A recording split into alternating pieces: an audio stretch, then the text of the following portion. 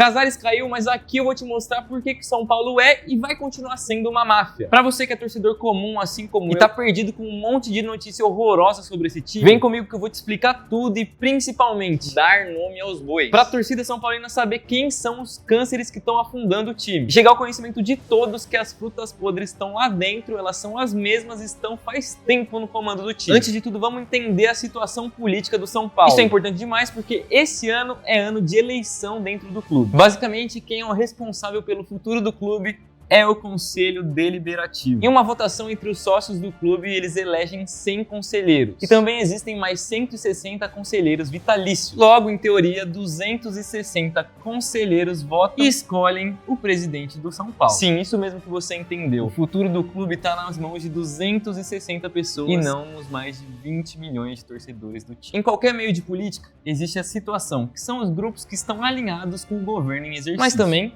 existe a oposição, que são os grupos ou pessoas que se opõem a esse governo. E antes de todas as bombas começarem a explodir, mais ou menos em meados de novembro de 2025, a divisão no São Paulo era feita da seguinte forma. O Conselho Deliberativo do São Paulo era formado por 256 pessoas, isso porque 4 conselheiros faleceram. E o presidente do Conselho Deliberativo é Outen Aire Júnior. Guardem esse nome. A situação até então contava com 6 grupos e 201 conselheiros. Esses grupos eram o Participação, que era liderado por Júlio Casares, o Movimento São Paulo, que tinha como um dos nomes o diretor adjunto de futebol de base, Douglas Schwartzman, que inclusive vocês vão ouvir mais dele daqui a pouco. O Força Tricolor, que tem como um dos membros Outen Aire Júnior, o presidente do Conselho Deliberativo. O Vanguarda, que é liderado por Harry Massis, que é conselheiro e vice-presidente do São Paulo, mas também tem como um dos membros mais fortes Marcelo Pupo, que é conselheiro e já foi presidente do Conselho Deliberativo. O Sempre Tricolor, que tem como um dos membros o Chapecó, que é ex-diretor adjunto de futebol e que também conta com a participação de Dedé, Antônio Donizete, que é o diretor do Clube Social de São Paulo. E por fim, o Legião, que é liderado por ele, Carlos Belmonte, que é conselheiro e é ex-diretor de futebol de São Paulo. A oposição era formada por 55 conselheiros nos grupos Tradição, Raiz e Legenda, que se uniam no Salve Tricolor Paulista, mais alguns conselheiros independentes. Na época e antes de todas essas merdas que aconteceram com São Paulo, a oposição acreditava que tinha a força de lançar um candidato que poderia se eleger nas eleições de 2026 para presidente. Enfim, dito tudo isso, vamos começar a explicar todos os acontecimentos, as suas consequências e como isso culminou no impeachment de Júlio Casares. No dia 27 de novembro, São Paulo tomou 6-0 pro Fluminense lá no Maracanã. A partida foi marcada por uma entrevista fortíssima de Luiz Gustavo, que basicamente abriu a caixa de Pandora e escancarou o que todo mundo sabia, né? Que existia uma crise política e muita sujeira dentro do São Paulo. Um dia depois dessa goleada, que foi a maior das 7 que o São Paulo levou na gestão Casares, Carlos Belmonte decidiu entregar o seu cargo de diretor de futebol. A relação entre Belmonte e Casares já estava bem estremecida. Por alguns motivos. Um dos mais recentes foi porque Casares nomeou Márcio Carlo Magno, que é um dos possíveis nomes apoiado por Casares para substituí-lo na presidência do São Paulo, para atuar no departamento de futebol, executando funções que antes eram de Carlos Belmonte. E antes disso, já existiam algumas questões políticas que faziam com que Casares e Belmonte divergissem, culminando numa possível disputa entre os dois nas eleições que rolam esse ano lá no São Paulo. E lembra que eu falei no começo do vídeo que o Belmonte liderava um dos grupos que apoiavam Casares, o Grupo Legião? Pois é, esse foi o primeiro enfraquecimento do ex-presidente. Depois de ser humilhado no campo, o São Paulo começou a passar vergonha nos noticiários. E a primeira bomba foi a do esquema de camarotes. No dia 15 de dezembro de 2025, o GE, em uma reportagem do Bruno Gilfrida, publicou um áudio de diretores do São Paulo assumindo que vendiam ingressos para um camarote no Morumbis em dias de show de forma ilegal. E é claro, vamos dar nome aos bois. Um dos envolvidos era Douglas Schwartzman, diretor adjunto de futebol da base do São Paulo. E recapitulando o início do vídeo, Douglas era líder de um dos grupos que apoiava Júlio Casares, o Movimento São Paulo. E esse era um dos 3 maiores grupos de conselheiros do São Paulo, junto com Participação, que era liderado por Júlio Casares, junto com o Legião, que era liderado por Carlos Belmonte. E o Movimento São Paulo, é importante dizer que junto com o Dedé também comanda a diretoria do Clube Social. Antes da gente falar do caso dos camarotes, vamos lembrar que o Douglas foi um dos protagonistas da renúncia de Carlos Miguel Aidar, ex-presidente do São Paulo em 2015, e chegou a ser considerado réu por lavagem de dinheiro. Douglas era empresário do ramo têxtil e em 2015 ele era diretor de marketing do São Paulo. E naquela época, nas gravações das conversas de Ataíde Gil Guerreiro, que na época era o vice-presidente e Haidar, o presidente, Douglas Schwartzman foi citado como pivô do famoso caso Jack. E esse é o ponto que eu mais quero passar nesse vídeo. As mesmas pessoas sujas estão no São Paulo faz tempo. Você vai ver relembrando esse caso como foi. No final de 2014 foi aprovado um acordo de comissão pelo contrato com a Under Armour, que foi patrocinador e fornecedor esportivo do São Paulo naquela época. E o nome de Jack Banafsheha foi levantado como possível intermediário das ações. E essa operação da comissão ela foi aprovada depois da assinatura de 5 dirigentes do São Paulo da época. O primeiro, ele, Haidar, que era o presidente do São Paulo. O segundo, Douglas Schwartzman, envolvido no caso do camarote e diretor adjunto de futebol de base atualmente. Leonardo Serafim, que na época era diretor jurídico. Oswaldo Vieira, ex-diretor financeiro. E adivinha? Ele mesmo, Júlio Casares, que na época era vice de marketing. Douglas foi denunciado e se tornou réu em 2021. Porém, em 2022 ele foi absolvido. Tudo isso porque pesou na justiça uma manifestação do São Paulo, que na época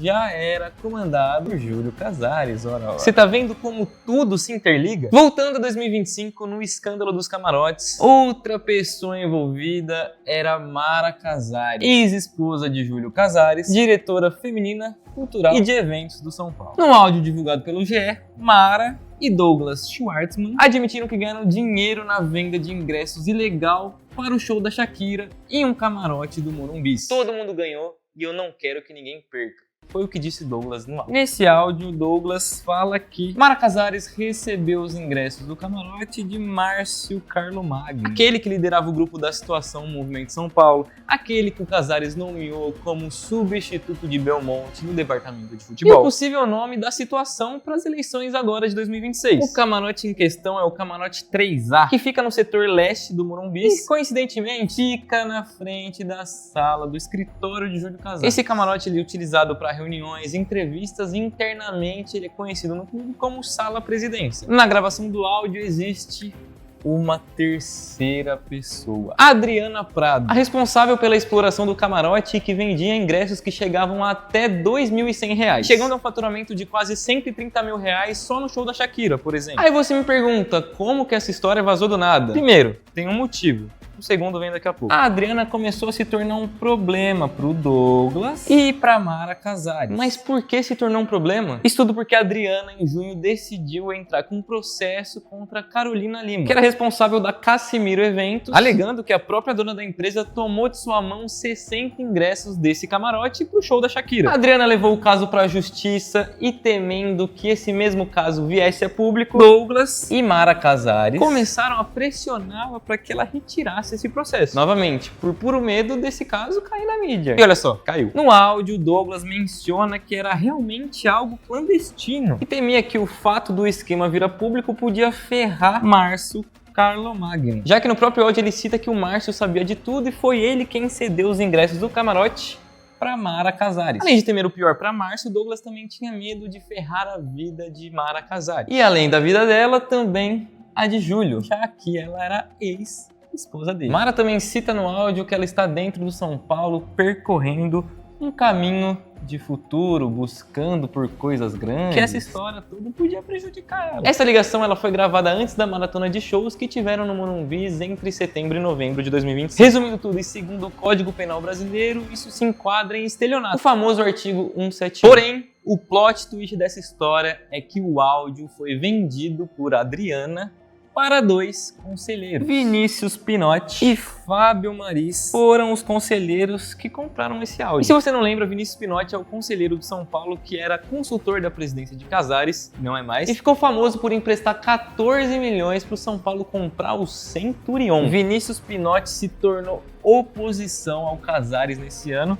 e é um dos nomes favoritos para assumir a presidência do São Paulo em 2026. A Adriana recebeu 2 cheques de 100 mil reais cada e, além disso, tinha um comprovante Pix no valor de 75 mil. Dinheiro de pinga, né? O mais curioso de tudo é que a Adriana se mostrou arrependida e escreveu uma carta para Mara Casares pedindo uma chance para eles conversarem pessoalmente e também pediu para que o recado fosse repassado a ele, Júlio Casares. Logo após a divulgação desse escândalo, Douglas e Mara Casares pediram afastamento do cargo de conselheiros. Além disso, o grupo da oposição do São Paulo pediu afastamento imediato do presidente Júlio Casares, de Mara, Douglas e Márcio Carlo Magno. Próxima bomba, saiu na mídia que os atletas do São Paulo estavam usando Monjaro. Logo, nós torcedores assimilamos que a quantidade de lesões que o São Paulo teve no ano de 2025 possivelmente teria a ver com o uso dessas canetas emagrecedoras. Porém, o clube afirmou que 2 atletas apenas usaram e não tinha nenhuma relação com essas lesões, né? Eduardo Rauen, até então nutrólogo do clube, foi quem recomendou o uso dessas canetas. E o adquiriu através de um fornecedor de confiança que não tinha autorização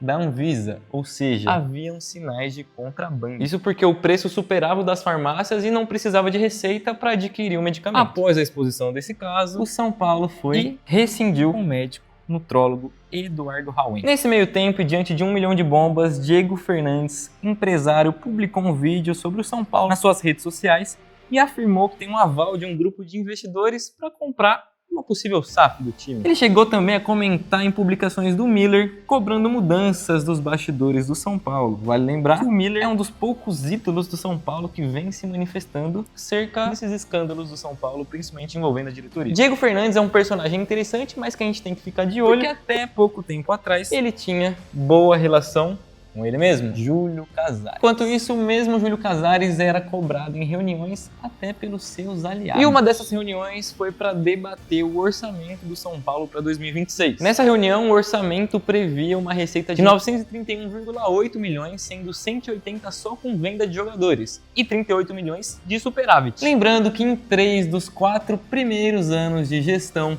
do presidente Júlio Casares, o São Paulo terminou em déficit. A gestão Casares fechou os maiores patrocínios da história do clube, bateu recordes de bilheteria, sucateou a base e vendeu meninos a preço de banana por aí, e apenas atingiu superávit em 2022, unicamente e exclusivamente porque o Antony foi vendido do Ajax pro Manchester United. Então pingou aquele dinheirinho na conta. E a gente vai saber nesse ano se 2025 a gente atingiu superávit ou déficit. Lembrando que em 2024 o São Paulo fechou um fundo de investimentos em direitos creditórios, o FIDC. E o que é isso? É basicamente a venda de alguns valores que o clube iria receber futuramente para essas empresas, como direitos de transmissão, patrocínios, enfim. Então essas empresas compram o que o São Paulo receberia e o São Paulo recebe esse dinheiro de forma imediata. E no caso do São Paulo, visava pagar os empréstimos bancários que o clube tem. Então, por exemplo, se o São Paulo fosse receber um direito de transmissão X da Globo, esse valor vai para a Galápagos, porque a Galápagos antecipou o valor do direito de transmissão para o São Paulo. E vale lembrar que o presidente Júlio Casares, ele quase fechou uma parceria de investimento para a base, mas que mais se assemelhava à venda da categoria. A Galápagos estava sim nessa jogada, disputando com o Marinax, lembra daquele magnata grego? O orçamento foi aprovado no limite, foram 112 votos contra 107. Porém, 31 conselheiros nem participaram dessa votação. E a pergunta que fica é, o que esses conselheiros fazem e por que eles seguem dentro do São Paulo? A votação era online, era basicamente abrir o e-mail e votar. O nome dos não votantes estão aí na tela para vocês verem, mas tem um que é conhecido da torcida São Paulina, Marco Aurélio Cunha, que publicou um vídeo se explicando o porquê que ele não votou. Segundo ele voltou a ter uma cadeira de conselheiro no clube fazia pouco tempo. E dessa forma, o clube meio que obriga a esse conselheiro passar por uma quarentena, ou seja, cerca de 90 dias sem votar e sem ser votado. E falando em alguns conhecidos da torcida, esses foram os posicionamentos de alguns deles. Casares, Leco, Mara Casares, Dedé, Outenaire Júnior, presidente do Conselho Deliberativo, Carlos Belmonte, foram favoráveis ao orçamento proposto. O único conhecido da política do clube que foi contra foi ele, Vinícius Pinotti. É importante mencionar que até as despesas da festa junina do social entraram no orçamento. 3 milhões e meio de reais de despesas e apenas 480 mil de receita. Até porque nós, torcedores, em 2026, a gente espera uma bela festa junina do clube, não é mesmo? Para efeito de comparação, uma das maiores festas juninas de São Paulo é a realizada pelo Clube Pinheiros, que tem aproximadamente 40 mil sócios e gasta 4,9 milhões de reais. A do São Paulo são 3 milhões e meio e apenas temos 6 mil sócios dentro do clube. Enfim, nessa reunião de orçamento, houve uma tentativa de invasão da torcida independente. principal torcida organizada do São Paulo. Vale lembrar que a Independente ela é criticada muitas vezes por outros torcedores, por muitas vezes demorar a se posicionar diante das controvérsias da diretoria, sobretudo as de Júlio Casares. Outro personagem que era frequentemente criticado pelos torcedores do São Paulo pela sua possível omissão era ele, Muricy Ramalho, ex-técnico e ídolo tricolor. Hoje, coordenador de futebol, o Muricy deve deixar o cargo depois desses escândalos. Enquanto isso, Mara Casares pediu licença do seu cargo no Conselho Deliberativo. E o social do São Paulo começou a protestar contra o presidente Júlio Casares. Além de tudo isso, o Ministério Público de São Paulo requisitou um inquérito para investigar a situação do camarote. Porém, alguns dias depois, o mesmo Ministério Público instaurou outro inquérito para investigar supostos desvios de dinheiros em negociações envolvendo jogadores do São Paulo. Esses desvios de verbas supostamente beneficiaram alguns cartolas lá de dentro do clube, lógico. Um dia depois desse fato, veio à tona a relação entre o São Paulo e a concessionária Austin Group. A Austin é uma empresa que distribui carros da BMW. E essa relação entre o São Paulo e a concessionária veio à tona depois da Adriana. Sim, a Adriana, lá na ligação dos camarotes, pressionou o Douglas e a Mara Casares para saber quando que ela receberia um carro, né? E foi apurado que existia um acordo em ceder um camarote de 31 lugares no Morumbi, mais algumas propriedades de marketing, em troca de 12 carros que seriam utilizados pelos dirigentes do clube. E os dirigentes que seriam autorizados a usar esses carros deveriam ser indicados e aprovados por Júlio Casares. Ou seja, vários escândalos rolando e os alecrins dourados andando para cima e para baixo com carro de luxo, enquanto nós, torcedores, estamos aqui sofrendo com essa situação toda, né? Depois de estar envolvido em todas as bombas que saíram sobre o São Paulo no mês de dezembro, Casares não cogitou renunciar à presidência, mesmo com alguns de seus apoiadores discutindo essa possibilidade de forma real. Nesse meio tempo, Vinícius Pinotti, que até então era consultor da presidência, pediu o afastamento imediato do cargo. E vale lembrar que ele é um nome apoiado por uma parte dos conselheiros para se tornar um dos nomes elegíveis para ser presidente do São Paulo nesse ano. E bom, chegamos na parte de falar sobre impeachment. Segundo o próprio Estatuto do São Paulo, para um pedido de impeachment ser debatido antes dele passar pelo Conselho Deliberativo, que lembrando, é governado por Outen Aires Jr., guardem esse nome, ele deve ser recomendado ou não pelo Conselho Consultivo do clube. Ou seja, é o Conselho Consultivo que aprova ou não a possibilidade do impeachment ser debatido pelo Conselho Deliberativo. E bom, preparem o estômago, pois essas são as pessoas que fazem parte do Conselho Consultivo do São Paulo. Temos, infelizmente, algumas caras conhecidas, começando por ele, Júlio Casares, Outen Aires Jr., que é o presidente do Conselho Deliberativo, e isso não faz sentido nenhum. O grande Leco, que foi presidente do São Paulo, quase afundou a gente em dívidas e quase também nos rebaixou em 2017. Carlos Miguel Aidar, que também foi presidente do São Paulo e renunciou depois de confessar em algumas gravações algumas práticas de corrupção. E essa renúncia do Aidar é um ponto muito importante aqui, porque das pessoas que estavam contra ele lá em 2015, como o Ataíde Gil Guerreiro, que era o vice-presidente da época, ninguém mais faz parte da política atual do São Paulo. Exemplo disso é o Casares, o próprio Douglas, que passaram pano pro Aidar na época. E essas pessoas que passaram pano, infelizmente, comandam o clube hoje. Então sim, existe uma dívida de gratidão por parte do Aidar com esses casos. Dia 6 de janeiro de 2026, a reunião do Conselho Consultivo rolou e apenas uma pessoa votou a favor da sequência do processo de impeachment. E essa pessoa foi o conselheiro José Carlos Ferreira. Outen Aires, ele aparecendo de novo, Aidar, Marcelo Pupo, Ives Gandra, Leco, ele de novo, José Eduardo Mesquita de Pimenta e Paulo Amaral Vasconcelos votaram não. A escolha de seguir ou não com o processo de impeachment por parte do Conselho Consultivo é puramente opinativa. Então, diante de todos os escândalos que saíram sobre o São Paulo, se a pessoa escolhe não seguir com o processo de impeachment é porque tem coisa aí, com certeza. E o parecer do presidente do Conselho Consultivo foi que não havia elementos de prova material para justificar um parecer favorável ao processo de impeachment presidencial. Aidar, inclusive, aconselhou Júlio Casares a não renunciar. E ainda teve a cara de pau de falar que em 2015 ele se arrepende de ter feito isso. Apesar disso, Outen Aires decidiu seguir com o processo de impeachment, independente da não recomendação do Conselho Consultivo. Logo então rolaria uma reunião para debater o impeachment do Casares. Mas segura aí que isso vai voltar à tona daqui a pouco. No mesmo período da reunião do Conselho Consultivo, o COAF, que é o Conselho de Controle de Atividades Financeiras, e que visa principalmente prevenir e combater lavagens de dinheiro, apresentou relatórios financeiros que mostravam que Casares recebeu depósitos de R$1,5 milhão em dinheiro vivo no período de janeiro de 2023 a maio de 2025. Muito curioso, visto que em entrevista o Casares falava que ganhava menos da metade do salário de alguns meninos da base, mais ou menos ali R$26 mil. Casares justificou falando que esse dinheiro era bonificações de campeonatos como os bichos, colocando na reta até os jogadores do time que estão com direitos de imagem atrasados. Mas o mesmo relatório apontou que a conta de Casares era usada para custear despesas da sua ex-esposa Mara, visto que foram pagos 104 boletos que estavam emitidos no nome dela. Mais curioso ainda é o Casares tentando burlar o controle do COAF, fazendo depósitos de forma fracionada em uma prática que é conhecida como smurfing. E segundo o relatório, existem registros de 12 depósitos feitos no mesmo dia em operações que não ultrapassam o valor de R$49 mil. Muito específico esse valor, né? Mas eu vou te explicar por quê. O mesmo COAF deve ser comunicado obrigatoriamente de qualquer transação que ultrapasse o limite de R$50 mil. É óbvio que o Casares seria espertinho e nenhuma transação ultrapassaria esse valor, né? Além disso, a Polícia Civil passou a investigar cerca de 35 saques feitos em dinheiro em espécie nas contas do São Paulo Futebol Clube no período de 2021 a 2025, totalizando R$11 milhões.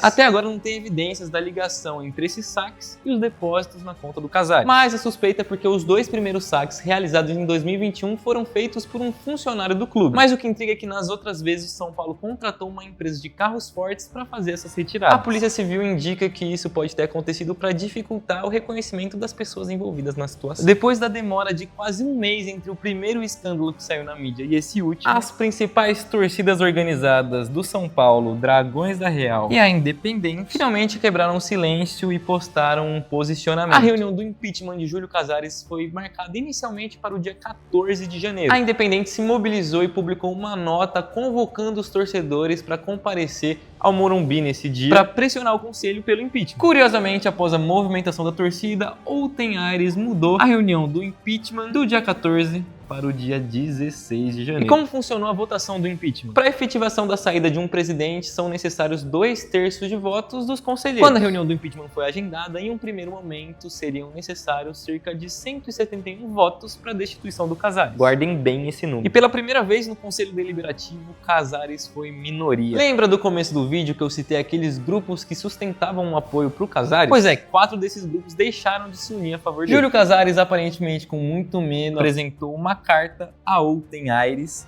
alegando que seriam necessários 192 votos para o seu impeachment e não 171. Sua defesa era baseada em alguma parte do estatuto do clube que dizia que a porcentagem mínima de votantes deveria ser de 75%. A oposição de Casares, por sua vez, interpretou de forma diferente e protocolou uma manifestação formal a esse pedido de defesa do presidente, baseado no próprio estatuto, dizendo que o presidente eleito ele pode ser destituído pelo voto favorável de pelo menos 2/3 dos conselheiros, e que os 75% que o Casares pediu era a porcentagem geral dos conselheiros, ou seja, dos conselheiros do São Paulo, que são ali entre 254 e 255 em exercício, 75% deles deveriam pelo menos participar dessa reunião para o impeachment. Porém, a defesa de Casares disse que a partir dessa ambiguidade, a decisão deveria ser favorável ao réu, ou seja, ele mesmo, porque isso é um princípio fundamental do direito. Além disso, a oposição solicitou a Outen que a votação fosse híbrida, ou seja, presencial e online, visto que na reunião para o orçamento ser debatido, 31 conselheiros não compareceram. Outen Aires, além de não acatar essa solicitação da votação híbrida, se mostrou favorável à defesa de Casares, que clamava por 192 votos para o seu impeachment e não a quantidade de 171. Mas nosso queridíssimo Outen não contava com a liminar que foi adquirida pela oposição. Menção honrosa para Amanda Nunes, advogada e participante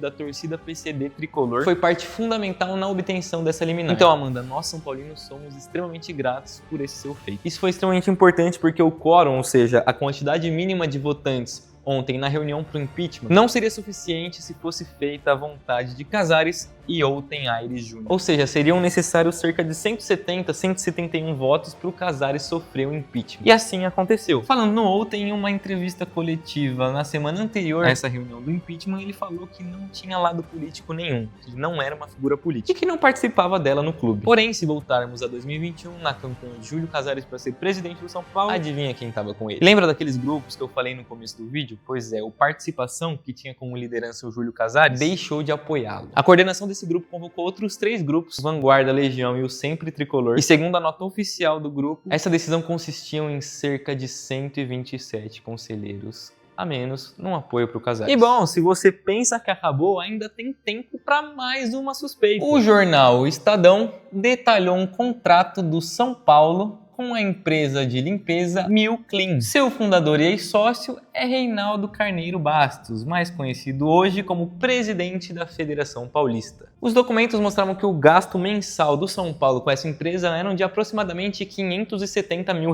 totalizando 6,8 milhões ao ano. E esse valor faz parte de um contrato de R$21,5 milhões que também abrangem os serviços do clube social. E o que chama atenção é o número de funcionários contratados e o número de funcionários que realmente iam trabalhar. O acordo prevê o exercício de 96 funcionários fixos divididos em 3 turnos, mas a apuração mostra que menos da metade desses funcionários atuam de forma efetiva. Em dezembro, por exemplo, o maior número de funcionários foi 55 no mesmo dia. No dia 9 do mesmo mês, apenas 39 colaboradores foram trabalhar. E mais uma vez, ela que tá aparecendo pra caramba nesse vídeo aqui, a Polícia Civil analisa pra abrir uma investigação. Bom, o impeachment rolou ontem e o Outen vai convocar uma assembleia em até 30 dias. E nesse período, Júlio Casares vai se afastar e a RIMACIS assume. Lembrando que a RIMACIS votou a favor do impeachment do Casares. E aí ele vai assumir até a Assembleia finalizar com a votação dos sócios. Se a Assembleia aprovar, Casares é removido da presidência do São Paulo oficialmente. E aí o Cartola, a RIMACIS, assume até o final do mandato, que seria de Júlio Casares, ou seja, até dezembro de 2026. Maciz é conselheiro vitalício, já foi diretor adjunto de futebol e diretor adjunto administrativo. Mas no fim do ano também rola essa eleição que vai definir qual vai ser o mandatário, o presidente para o próximo triênio do São Paulo, 27, 28 2029. Mas não é porque o Casares foi impeachmentado que ele nunca mais vai pisar o pé no São Paulo, infelizmente. Ele continua associado do clube e apto para se eleger a qualquer cargo futuramente. Por isso que esses caras não podem ter paz. E agora o mais importante, como nós, torcedores do São Paulo Futebol Clube, ficamos. A torcida que conduz vai ter que mais uma vez provar o porquê desse nome. A gente vai ter que salvar esse time de novo. Assim como o Luciano falou, esse ano vai ser difícil, mas nós torcedores temos que ajudar o São Paulo a sair desse buraco. Não se esqueçam de todas as sujeiras e todas as frutas podres que eu citei nesse vídeo. Espero que tenha ficado claro que elas são muitas e elas estão no controle do São Paulo faz tempo. Algo tem que ser feito, algo tem que acontecer, porque senão o São Paulo vai continuar na mão desses bandidos por muito tempo. Nós torcedores não podemos desviar o foco. O foco tem que ser a manutenção desses canais. Não tem que ser técnico, não tem que ser jogador que tá com salário atrasado, não tem que ser outra coisa. O foco tem que ser a diretoria, os dirigentes. Se esse vídeo te ajudou pelo menos um pouquinho a entender mais sobre a situação que o São Paulo passa hoje, curte, deixa seu comentário e manda para mais São Paulinos. Nós, torcedores, devemos e merecemos saber o que tá acontecendo com o nosso time e quem são as pessoas que estão levando ele pro buraco.